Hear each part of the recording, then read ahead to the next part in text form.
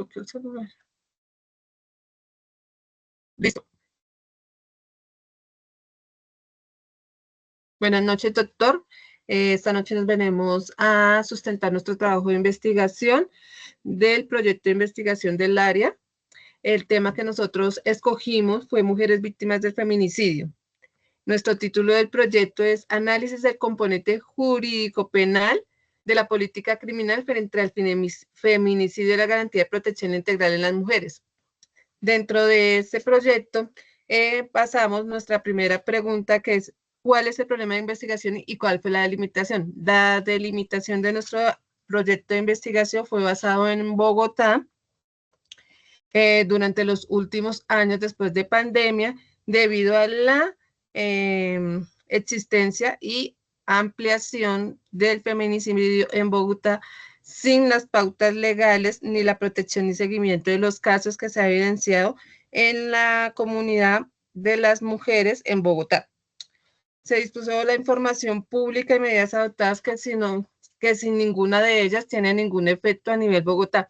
Dentro de las delimitaciones que tenemos, encontramos 4 ámbitos: el ámbito geográfico, el ámbito temático, el ámbito institucional y funcional y el temporal. El geográfico que hace referencia a nivel Bogotá y el tiempo de la concentración de la violencia que se ha manejado durante el término después de pandemia acá en Bogotá. El temático habla sobre todo el componente jurídico penal y la denuncia, protección y judicialización y las sanciones que tienen estos casos a nivel Bogotá. El ámbito institucional y funcional es todo el sistema de seguimiento y la respuesta de las entidades estatales involucradas en la atención de la violación basada en el género. El ámbito temporal. En el ámbito temporal pasamos todo lo que decíamos hace unos minutos, que es durante estos 4 o 5 años después de pandemia. ¿Por qué escogimos la pregunta de investigación respecto a las víctimas de feminicidio? Porque los componentes jurídicos penales para la generalidad de la inclusión de la protección de las mujeres no se encuentra totalmente vinculada a la protección y las garantías de este tema que se maneja a nivel Bogotá, ni la protección integral de ellas, ni su seguridad al momento de denunciar, ni al momento de tener las garantías de protección antes, durante y después del caso para las personas que fueron víctimas y sus familiares. Dentro de la pregunta, es pertinente responder que la pregunta es prioritaria del contexto porque fue una fragmentación de la institución, una ausencia de mecanismos integrales articulados a la protección inmediata, la falta de especialización y enfoque de género a las personas que atienden estos temas a nivel Bogotá y la limitación de la reparación y la efectiva transformación de estos derechos de las víctimas y sus familiares. El objetivo general es buscar componentes jurídicos penales, política criminal frente al feminicidio para la protección integral de mujeres en Bogotá y los estándares constitucionales y los derechos humanos. Los objetivos específicos desarrollados en el camino de la metodología de su trabajo es inspeccionar el marco normativo a nivel nacional para que se proyecte a nivel Bogotá, identificar las falencias y las limitaciones de la política criminal en Bogotá, tanto en Colombia, para que se mejore los derechos humanos de estas mujeres y proponer lineamientos jurídicos penales que enfoquen en género y derechos humanos. Bueno, el marco teórico se basa en 5 categorías clave. El feminicidio se analiza como un fenómeno estructural que se requiere una política criminal específica. Violencia de género. Destaca que el feminicidio es su manifestación extrema, lo que exige al borde sus causas estructurales. Política criminal. Se propone superar el enfoque punitivo, adoptar estrategias preventivas y protectoras.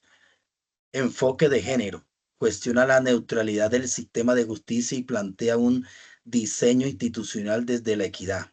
Impunidad. se identifica como un problema estructural que refuerza la violencia y la dificultad al acceso a la justicia, al acceso a la justicia.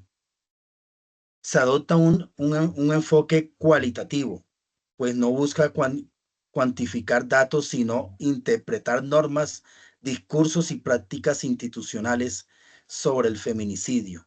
Es cuando, por qué y permite. Primero, examinar las eficacias de normas, decisiones judiciales. Segundo, analizar las leyes clave. Ley 1761 de 2015, Ley 1257 de 2008. Políticas públicas. Tercero, complementar el análisis con entrevistas semiestructuradas a actores institucionales, puesto que no solo identifican normas, sino que examinan la crítica de su experimentación para mejorar las políticas criminales con el enfoque de género. Las dos técnicas utilizadas son análisis documental y normativo, revisión de leyes, jurisprudencias, políticas y públicas, estudio de casos judiciales, análisis de sentencias sobre feminicidios en Bogotá 2015-2024. Según una visión integral y problemática para garantizar la validez y coherencia, se aplican triangulación de fuentes, codificación cuantitativa, interpretación crítica, análisis comparativo. El análisis se basa en el enfoque cualitativo, jurídico, crítico y contextual. Los procedimientos incluyen: primero, el análisis normativo crítico de leyes claves. Segundo, el análisis institucional del funcionamiento de entidades responsables. Tercero, el análisis de contenido de sentencias y documentos de políticas públicas. La estrategia incluye codificación cualitativa, triangulación de fuentes, interpretación crítica y análisis comparativo, garantizando una comprensión profunda del fenómeno y los fundamentos propuestos de los mejoramientos.